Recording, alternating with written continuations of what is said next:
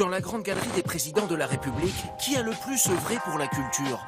Qui sont les bâtisseurs, les découvreurs? Retour sur une histoire d'amour longue et mouvementée.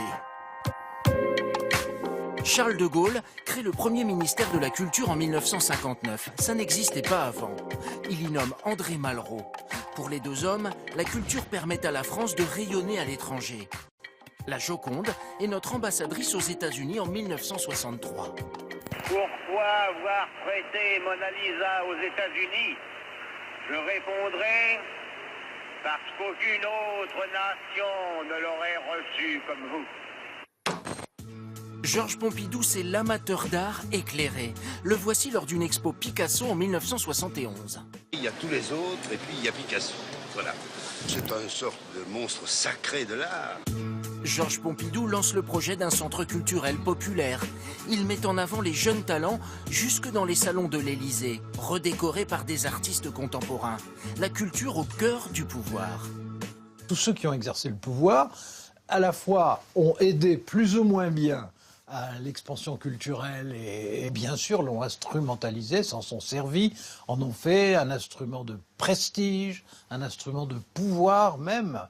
Sous la présidence de Valéry Giscard d'Estaing, le plus grand projet, c'est la création du musée d'Orsay. Les valeurs sûres plutôt que les créations confidentielles, c'est la ligne du gouvernement. On ne peut quand même pas voir de gaieté de cœur l'aide de la collectivité nationale ou des collectivités locales d'ailleurs servir à des salles dans lesquelles on voit 10 spectateurs. François Mitterrand est le plus grand bâtisseur de la Ve République. L'Arche de la Défense, la pyramide du Louvre, la Bibliothèque nationale. Le ministre de la Culture, Jack Lang, encourage les arts populaires avec, par exemple, la fête de la musique.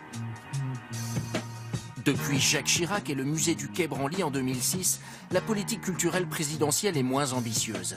Pour un artiste comme Abd al-Malik, quel devrait être le rôle du prochain chef de l'État? Un grand président doit à la fois s'intéresser à la culture qui est partout, à la culture du quotidien, mais toujours dans un élan finalement qui dépasse le simple cadre national. C'est-à-dire quelque chose qui serait un projet finalement qui mobiliserait toute la société. Réponse dans les urnes le 7 mai.